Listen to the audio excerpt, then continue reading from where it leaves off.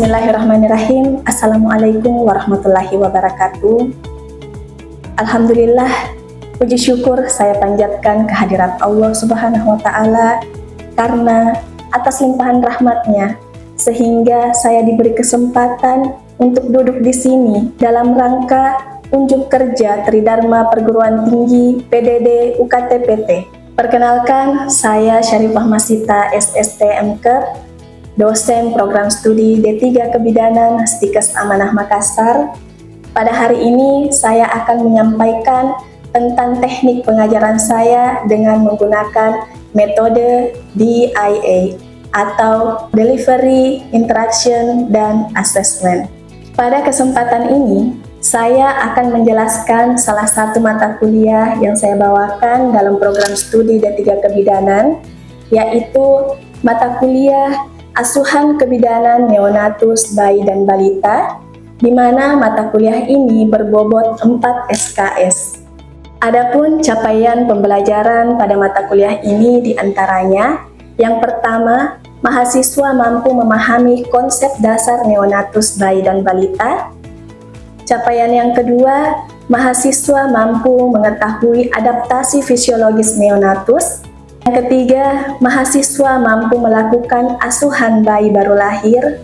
Yang keempat, mahasiswa mampu memahami konsep tumbuh kembang neonatus, bayi dan balita. Capaian yang kelima, mahasiswa mampu mengetahui kebutuhan dasar neonatus, bayi dan balita. Capaian yang keenam, mahasiswa mampu melakukan pemberian nutrisi pada bayi dan balita dan kebutuhan asah atau stimulasi pada neonatus, bayi dan balita. Capaian yang ketujuh, mahasiswa mampu memahami imunisasi dan nutrisi pada bayi. Capaian kedelapan, mahasiswa mampu melakukan pemberian imunisasi dasar. Yang kesembilan, mahasiswa mampu memahami masalah yang lazim timbul pada bayi baru lahir. Capaian ke-10, mahasiswa mampu melakukan perawatan bayi asfiksia dan berat bayi lahir rendah. Yang ke-11, mahasiswa mampu melakukan pendokumentasian pada neonatus, bayi dan balita. Selanjutnya, deskripsi mata kuliah ini yaitu membahas tentang asuhan yang diberikan oleh bidan kepada neonatus, bayi dan balita, di mana bidan diharapkan untuk bisa melakukan asuhan dengan baik sesuai dengan kompetensinya. Adapun materi pembelajaran dalam mata kuliah ini terdiri dari yang pertama, konsep dasar asuhan neonatus, bayi dan balita. Yang kedua, adaptasi fisiologis neonatus. Yang ketiga, asuhan pada bayi baru lahir. Selanjutnya, konsep tumbuh kembang neonatus, bayi dan balita. Kebutuhan dasar neonatus, bayi dan balita, praktikum pemberian nutrisi bayi dan balita, dan kebutuhan asah atau stimulasi pada neonatus, bayi dan balita. Kemudian materi selanjutnya adalah imunisasi dan nutrisi pada bayi, yang dilanjutkan dengan praktikum pemberian imunisasi dasar dan masalah yang lazim timbul pada bayi baru lahir. Selanjutnya, praktikum perawatan bayi asfiksia dan berat bayi lahir rendah. Dan yang terakhir adalah pendokumentasian asuhan neonatus, bayi dan balita. Dari capaian pembelajaran yang saya sebutkan tadi, saya mengajar pada pertemuan ke-4, 5, 6, dan 7 dalam mata kuliah ini. Dan untuk selanjutnya, di video yang akan kita nonton bersama, saya akan membawakan materi mengenai kebutuhan dasar neonatus, bayi dan balita. Adapun sistem pembelajaran yang biasa saya terapkan di kelas, di mana saya selalu mengevaluasi mahasiswa dengan menanyakan tentang materi sebelumnya yang kita pelajari. Selanjutnya, saya akan merangsang pola pikir mahasiswa mengenai materi yang akan kita pelajari hari ini. Untuk asesmen atau penilaian pada mata kuliah ini, di mana itu terbagi menjadi 3 jenis penilaian, yaitu pertama tentang penilaian ujian tulis yang bobotnya 30%, penilaian praktikum sebesar 40%, dan penilaian untuk tugas juga 30%. Baik, itulah tadi yang saya sampaikan mengenai mata kuliah yang saya ajarkan pada program studi D3 Kebidanan Stikes Amanah Makassar. Berikut video pembelajaran saya, selamat menyaksikan. Bismillahirrahmanirrahim. Assalamualaikum warahmatullahi wabarakatuh. Oke, sudah siap belajar semuanya? Oke, jadi hari ini kita belajar tentang kebutuhan dasar neonatus, bayi, balita, dan anak prasekolah. Nah, saya mau tanya dulu sebelumnya, pembelajaran kemarin tentang apa? Masih ada yang ingat? Apa? Tumbuh kembang. Nah, ada yang tahu apa itu? Ada yang masih ingat itu pembelajaran minggu lalu? Apa itu pertumbuhan? Apa bedanya tumbuh dengan kembang? Siapa yang bisa? Siapa? Coba. Tumbuh itu perubahan dan perkembangan yang bisa diukur menggunakan alam seperti tubuh, seperti tinggi atau berat. Oke, kalau kembang berkembang, apa itu perkembangan bayi? Itu kemampuan seperti tubuhnya, motoriknya yang bisa dinilai tapi tidak bisa diukur. Oke, bisa dinilai tapi tidak bisa diukur. Oke, bisa. Jadi kalau pertumbuhan itu bisa dinilai, bisa dilihat secara fisiknya. Nah, sekarang kita masuk ke materi kedua di pertemuan saya ini, kebutuhan dasar. Kira-kira apa kebutuhan dasarnya neonatus, bayi, balita, dan kebutuhan dasar anak? Ada yang tahu apa itu?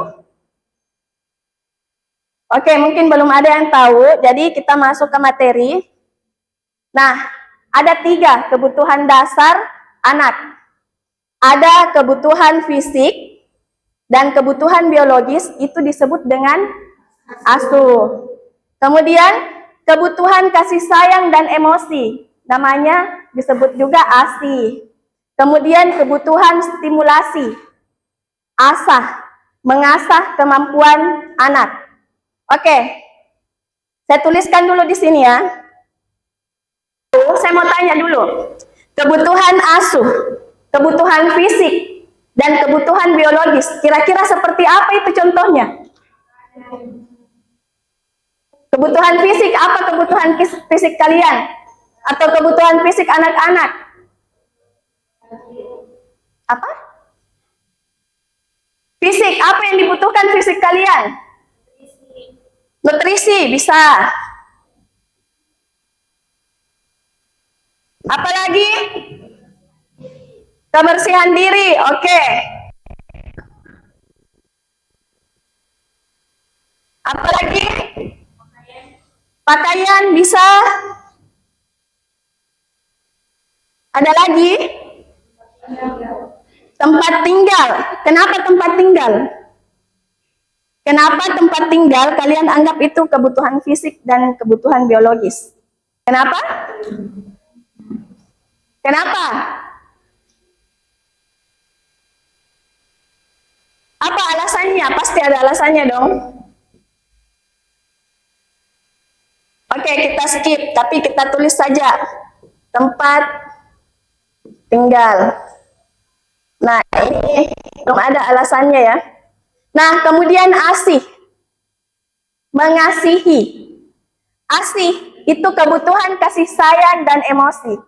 Maksudnya apa? Ada yang mengerti maksudnya? Kebutuhan asih itu apa?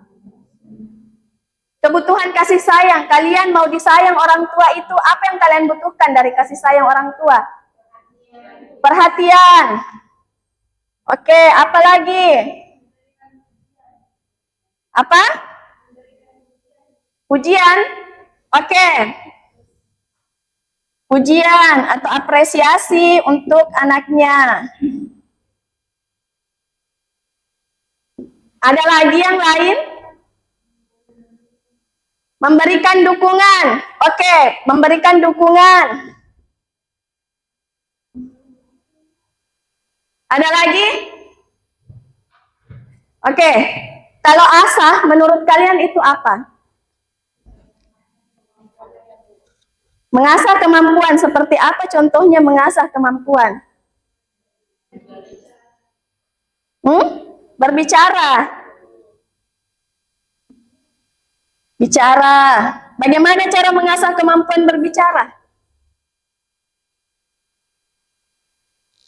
Caranya mengasah kemampuan berbicara? Oke, berinteraksi dengan anak, berkomunikasi. Selain itu apa lagi? Mengasah, memberikan stimulasi. Apa yang biasa distimulasi pada anak? Menulis. Menulis. Apalagi? Nah, oke, kita lihat apakah yang kalian sebutkan semua ini masuk dalam kategori asuh, asih, dan asah.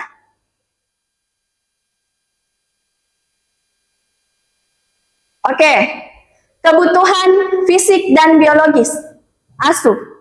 Ada nutrisi? Ada. Apa itu yang termasuk dalam nutrisi? Makanan. Oke, makanan bayi, ASI, MPASI. Apalagi yang masuk nutrisi? Ini kita tidak hanya berbicara tentang bayi ya. Namanya kebutuhan dasar anak seperti di judul tadi apa? Bayi, balita, makanan. Makanannya itu ASI, MPASI. Oke, semuanya masuk di situ. Setelah itu, apalagi? Nah, ini imunisasi. Pentingkah imunisasi untuk bayi? Kenapa penting? Apa? Oke. Jadi sebagai perlindungan bayi, ada imunisasi yang termasuk dalam asuh. Selain itu, apalagi kebersihan. Oke, ada kebersihan. Kebersihan di sini seperti apa? Mandi, kemudian bersih dari lingkungan yang kotor, rumah dibersihkan. Nah, selanjutnya aktivitas. Aktivitas itu kira-kira apa yang dibutuhkan bayi atau dibutuhkan anak? Oke, aktivitas itu termasuk bermain. Anak butuh bermain. Selain itu, apalagi? Selain bermain, apa yang dibutuhkan? Belajar. Oke, itu juga masuk ke aktivitas. Selain itu, tidur. Tidur juga itu aktivitas yang dibutuhkan. Tidur siang, tidur malam, jadi tidur. Oke? Paham sampai di sini? Ada yang mau bertanya tentang asuh? Tidak ada. Oke, kita lanjut. Nah, ini pelayanan kesehatan juga perlu. Misalnya anaknya demam, ya harus dibawa ke pelayanan kesehatan, diobati, jangan diliati. Kan biasa ada ibu-ibu kalau di kampung sakit-sakit anaknya, nggak dibawa. Dibawanya kemana? Ke dukun. Perlu sedikit dibawa ke dukun, dikasih daun-daun hidungnya. Nah, sebaiknya dibawa ke pelayanan kesehatan yang lebih terpercaya untuk pengobatannya. Dan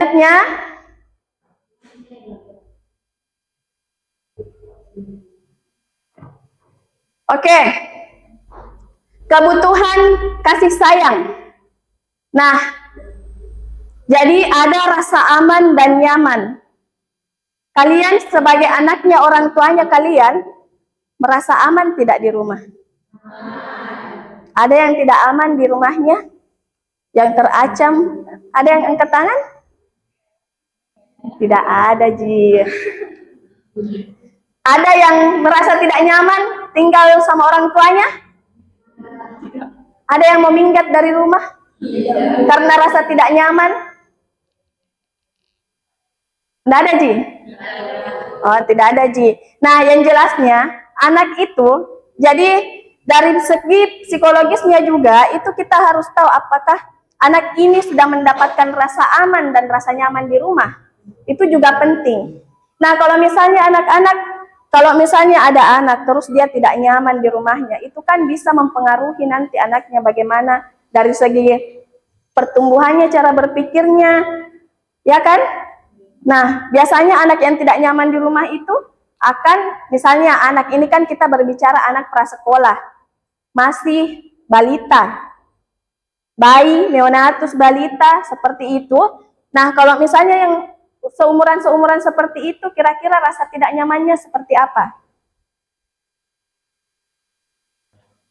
Nah, misalnya ada yang buang air besar, tapi orang tuanya tinggal dulu scroll TikTok, nanti pinak sampai kering itu tempatnya anaknya. Itu kan rasa tidak nyaman yang diberikan. Perhatiannya kan kurang. Memang digantikan pokoknya atau digantikan, dibersihkan badannya, tapi itu membuat anak sudah tidak nyaman karena rasa yang seperti itu tadi. Nah, jadi itu yang termasuk rasa nyaman. Biasa kan ada ibu-ibu yang begitu, tunggu dulu deh, menelpon kak dulu, scroll TikTok kak dulu, toh seperti itu. Terus diberi contoh tanpa paksaan. Jadi kalau anak-anak itu kita kasih contoh, misalnya dia melakukan kesalahan, kita tidak boleh langsung marahi. Dikasih dulu contoh. Dikasih contoh, nah begini yang benar, ini tidak benar. Terus kita berikan contoh supaya dia tiru kita tanpa harus ada paksaan. Tidak boleh begitu, harus begini. Itu kan tidak boleh. Nah, selanjutnya minat dan bakatnya itu dipedulikan. Contohnya seperti apa? Minat dan bakatnya yang dipedulikan.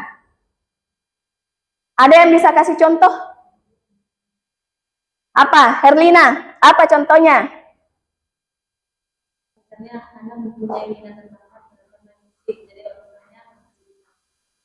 Bermain musik. Misalnya anaknya suka main pukul-pukul begini toh, dibelikan nih alat main-mainan drum. Atau anaknya suka sama bola, jadi didukung, selalu dibelikan bola, toh. Terus diberi motivasi dan dihargai. Jadi setiap hal kecil yang dilakukan sama anak-anak itu dikasih motivasi, dikasih penghargaan. Contoh kecilnya apa? Ulang tahun. Diberi motivasi ya, contohnya. Motivasinya apa kalau ulang tahun? Penghargaan. Apa penghargaannya kalau ulang tahun? Ya, surprise. Saya sudah berapa umurku? Tidak ada surprise bagaimana? Berarti belum masuk di sini orang tuaku memberikan ASI. Ya. Contoh lainnya, penghargaan. kalau dia apa?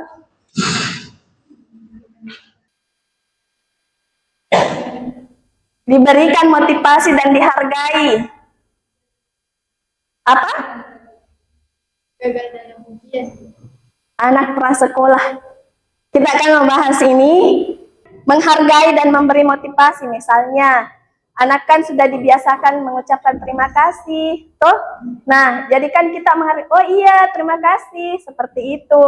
Terus apa lagi penghargaan kepada anak? Misalnya dia sudah bisa rapikan mainannya sendiri. Nah, itu kan kita beri penghargaan dengan cara memberikan pujian. Penghargaan itu tidak hanya tentang hadiah, bukan hanya tentang kado, apalagi tentang surprise. Bukan ya? Jadi penghargaan itu ya, misalnya pujian kepada anak. Anak kan suka dipuji, bahkan sampai kalian yang sudah berapa umurnya sekarang ini. Nah, itu kan pasti suka kalau dipuji. Misalnya, ih pintar ini anak, toh begitu. Jadi anak kalau misalnya dia sudah bisa merapikan mainannya sendiri, kita kasih pujian. Ih pintar sekali, luar biasa, itu kan kata-kata pujian dan memberikan motivasi. Kemudian dididik tanpa tekanan. Di antara kalian semua ini apakah sudah dididik tanpa tekanan atau penuh tekanan? Oke? Jadi sudah paham sampai di sini? Nah, kebutuhan dasar anak selanjutnya asah. Asah itu rangsangan berpikir dan bertindak. Rangsangan seperti cara berbicara. Sekarang kan banyak kita temui anak-anak itu yang speech delay. Apa itu speech delay? Ada yang pernah dengar? mengalami keterlambatan berbicara. Nah, biasanya itu faktornya apa?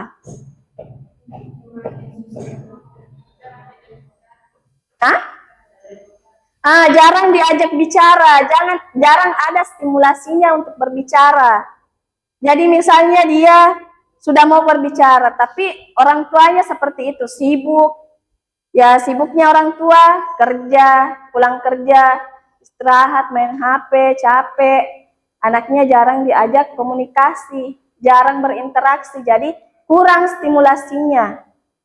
Kemudian misalnya selain stimulasi itu ada bermain. Bermain, kenapa bermain bisa menjadi kebutuhan stimulasi? Kenapa? Kenapa bermain itu bisa menjadi salah satu kebutuhan untuk menstimulasi? Ada yang bisa jawab? Tidak ada yang bisa jawab? Kenapa bermain? Karena seperti ini yang kita lihat, bermain juga itu butuh berpikir. Kenapa butuh berpikir kalau bermain? Kenapa butuh rangsangan berpikir dan bertindak pada saat bermain? Misalnya, main bola. Ini seperti gambar, anaknya main bola. Bolanya masuk ke bawah meja. Pasti dia berpikir bagaimana caranya mengeluarkan bola dari bawah meja. Nah, itu akan menstimulasi anak untuk bagaimana caranya menyelesaikan masalah. Tindakan apa yang dilakukan. Hal seperti itu, hal sederhana seperti itu kan mungkin sederhana bagi kita, tapi itu bisa merangsang stimulasi anaknya. Seperti juga simpati. Misalnya ada temannya yang nangis, biasa kan kita lihat anak kecil temannya nangis, dia datang tepuk-tepuk temannya, seperti itu. Nah, kemudian merangsang ini caranya bersosialisasi, caranya berkreativitas. Nah, salah satunya contohnya yang berkreativitas pada anak itu apa?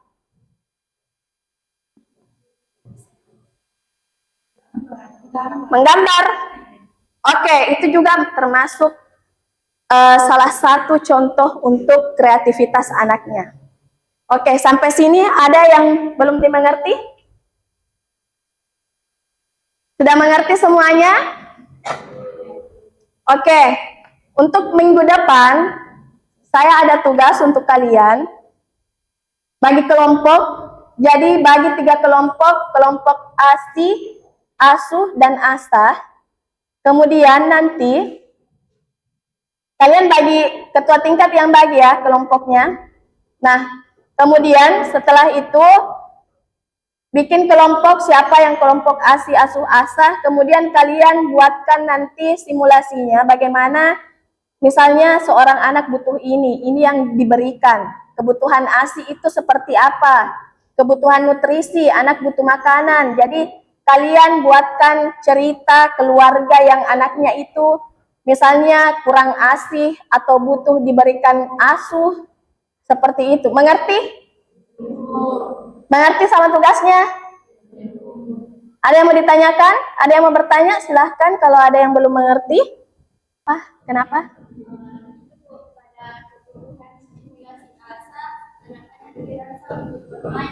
Tapi ada beberapa anak-anak yang main sendiri meskipun ada anak-anak lain di sekitarnya. Itu bagaimana cara menyikapinya? Ada anak-anak lebih suka main sendiri. Ini. Kemudian lebih suka main sendiri meskipun ada anak-anak lainnya di sekitarnya. Itu bagaimana cara menyikapinya? Oke, ada anak yang suka main sendiri dan dia tidak peduli sama teman-teman di sekitarnya. Nah, itu juga termasuk kebutuhan stimulasinya itu belum lengkap, belum terasah. Karena yang masuk kebutuhan stimulasi, cara bermain, cara bicara, kehidupan sosial. Jadi kalau misalnya ada anak yang aktif bermain, kan ini sudah termasuk bermain adalah kebutuhan stimulasi. tapi sosialisasinya, jiwa sosialnya itu tidak ada. Itu kan berarti orang tuanya kurang mengarahkan anaknya bagaimana kita ketemu dengan orang, bagaimana caranya bermain dengan orang. Itu kan karena anaknya mungkin terbiasa untuk bermain sendiri, jarang ada temannya. Jadi dia meskipun sudah ada temannya, dia kurang untuk berinteraksi dengan teman-temannya karena terlalu sering main sendiri, jarang ketemu sama orang-orang di luar dari keluarga intinya di dalam rumah. Kan sekarang anak-anak mainnya pakai HP, toh jarang keluar rumah main-main. Jadi kalau ketemu nih temannya, ya tetap fokus main HP atau main bola, tidak peduli sama lingkungannya. Makanya dibutuhkan juga kehidupan sosial, interaksi sosial untuk anak dalam kebutuhan stimulasi ini. Itu artinya anaknya masih perlu diasah untuk bersosialisasi dengan orang-orang di sekitarnya, berinteraksi dengan teman seumurannya ataupun orang-orang yang ada di sekitarnya. Oke? Mungkin itu saja dulu ya. Pertemuan kita hari ini, minggu depan kita ketemu lagi dengan hari yang sama. Jangan lupa tugasnya. Sekian dulu dari saya. Wassalamualaikum warahmatullahi wabarakatuh. Baik, itulah tadi video pembelajaran saya di kelas. Terima kasih banyak sudah menonton. Wassalamualaikum warahmatullahi wabarakatuh.